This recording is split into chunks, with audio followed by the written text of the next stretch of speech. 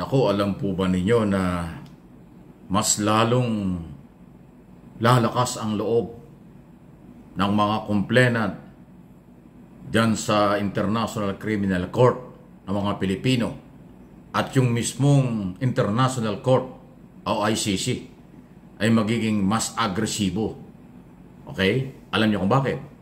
Sa akin pong analysis at opinion, may epekto sa ongoing investigation ng ICC yung acquittal, dismissal, pagkakalaya ni dating Senador Leila de Lima.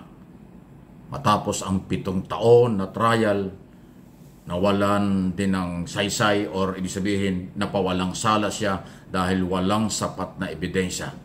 Ibig sabihin dito, nalabag ang karapatang pantao ni de Lima. At yan po yung tinututukan ng International Criminal Court. Pinapahalaga nila yung karapatang pantao ng mga, hindi lang ng Pilipino, ng lahat ng tao sa mundo. So yun pong complainant before ICC ng mga Pilipino, mga pamilya ng mga nawalang buhay dahil sa tukhang operation, double barrel operation, war on drugs na nakaraang gobyerno. Okay? So kung noong araw na hindi pa natatapos ang mga kaso ni de Lima, pwedeng isipin pa rin na hindi pa malinaw ang paaring paglabag sa karapatang pantao. Pero ngayon, na-dismiss, dumaan sa due process, dumaan sa paglilitis, dumaan sa justice system ng bansa. Hindi na patunayan dahil nga harassment lang. So, yan ngayon ang maaaring pagbabasihan pa sa ongoing investigation at pag-handle ng kaso ng mga Pilipino o ng reklamo ng mga Pilipino before ICC. Mabigat yan. Mabigat po ang pwedeng mangyari. Nakita na medyo mabagal ang justice system sa Pilipinas. Isipin mo, dating senador ang kinasuhan after 7 years. E di lalo na yung mga simpleng mamamayan. Nabubulok talaga at sa kulungan na hindi nabibigyan ng hustisya. Dahil nga sa overload ng mga korte sa ating bansa. Maraming mga dahilan kung bakit na-delay. Kung yung senador may personalidad, 7 taon bago na-dismiss ang kaso Pero wala naman palang pagpapatunay. So pure na haras yan. Elected senador, ipinakulong. Di ba? Yan po yung paaaring pagbasihan. Kaya sinasabi kong lalong lalakas ang loob, lalong tatapang at baka hindi nga mapigilan ang galawan ngayon ng ICC.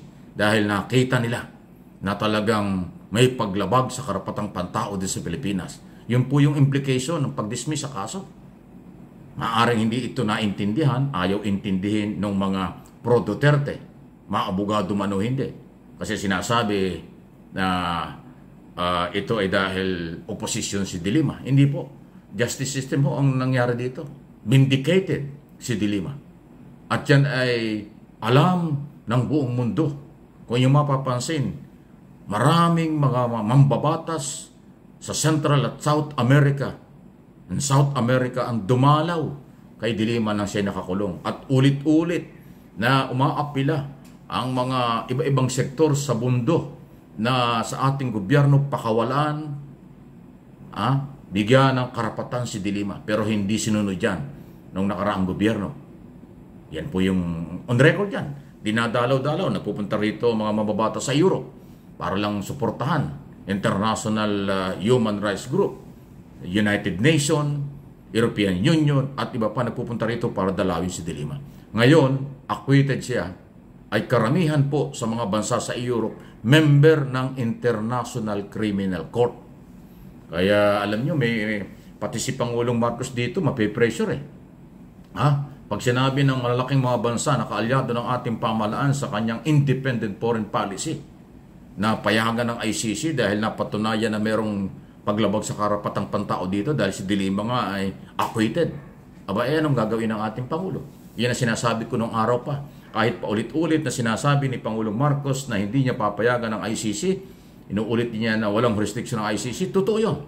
Pero yung international pressure, yung ma-pressure ka ng mga lalaking mga bansa at ng business community tungkol sa karapatang pantao, hindi na ho pwedeng pigilan yon. Kasi nga, na-justify nila na meron talaga ditong paglabag dahil si de Lima ay biktima pero hindi naman napatunayan. Paano pa kaya yung mga nawalang buhay? ay yung pong mga biktima na nag-file ng kaso before ICC. Karamihan doon nawala talaga yung kanilang mahal sa buhay. Mabuti nga si Dilima, buhay, hindi ho siya napas lang. Pero kinasuhan, wala namang nangyari. Ayan po ang matindi. Okay? So, anong inyong masasabi dyan?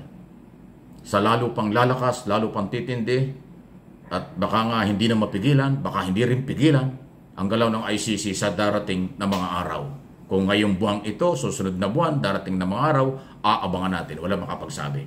Bahala na dyan si Trillanes at mga complainant. Sila nakakaalam ang galawan ng ICC dahil sila yung merong access, sila yung merong karapatang alamin kung anong estado ng kailang mga ipinail na kaso. Ayan po. Sa issue naman po ng justice system, eto na tayo. Talagang isa pa yan nakita rin ng ICC na mabagal nga yung justice system. So, kailangan ito ay baguhin. Ito hindi kaya ni Pangulong Marcos mag-isa. Kaya kailangan dito ang lahat ng sektor, ang judicial body, mga legislator, yung 3 branches of government, dapat magtulong-tulong at suportahan ng taong bayan kung ano ang maganda. Justice system dapat palakasin na talaga. Hindi dapat umaabot ng ganyang katagal na taon. Isipin mo kung ikaw ay mahirap lang, simpleng mamamayan, magkaroon ka ng kaso, abutin ng 5 taon, 7 taon, 10 taon, di ba? Makukulong ka at katapos ng mga trial, wala naman palang kasalanan. O iba paano yung nakulong ka ng maraming taon? Katulad ni Dilima, nakulong ng 7 taon, wala palang kasalanan. Mabuti yan, senador, kahit pa paano may pera yan. Iba paano yung mga sibilyan na biktima ng mabagal na justice system. So hindi kasalanan ni Pangulong Marcos ang mabagal na justice system. Nama na lang ito kung saan-saan na nanggaling ng mga dating Pangulo. Hindi ko alam kung ano kailang mga ginawa. This time, under President Marcos, kailangan gumalaw na ang ating mga legislator, ang ating judicial body, mag-coordinate sila at ang executive department. Paano pilisan ito? Dagdagan ng mga justice, ng mga judge, kasi overload ang ating mga judge. Libo-libo ang mga kaso nakapending sa kailang mga sala. Ang trabaho ng mga judge, di ba? 5 days a week. May mga holiday pa. Di yung 365 days, maswerte na kung merong hearing sa loob ng 200 days. Yung public hearing, ay ilang kaso, libong kaso. Araw-araw may mga kaso, araw-araw may pinapile. So, may pinapile. So, ibig sabihin, overload. Libo-libong kaso bawat isang judge, isang sala, RTC, Metropolitan Trial Court, Regional Trial Court, di ba? Iba pa yung mga kaso sa Ombudsman, Sandigang Bayan, Tax of Court Appeals, Court of Appeals, Supreme Court. Ang dami po ng mga related sa paghahanap ng hustisya. Lahat yan mababagal. Kung mabagal sa Office of the Ombudsman, pagdating ng Sandigang Bayan, inaabot din ng ilang taon ng trial. Kung nasa lower court, ganun din. Dahil nga overload ang mga kaso sa mga justices at sa mga judge o hukom. Isa yan sa nakikita kong dahilan. At yung diskarte ng mga abogado, diskarte nila yon na i-delay, petisyong kaliwat kanan para ma-delay ang hustisya o ang mga dapat makontrol din yon. Anyway, hindi ko na alam kung ano dapat gawin. So, kaya nga advice natin, ang executive department, legislator, okay, at ang atin pong justice nga po mula sa Supreme Court, lahat mag-coordinate at suportahan ng taong bayan paano mabago, mapabilis ang trial at paghahanap ng hustisya dito sa ating bansa. Tulungan natin si Pangulong Marcos. Marami pang dapat gawin na reforma para sa pag-unlad at katatagan ng Pilipino at ng bansa.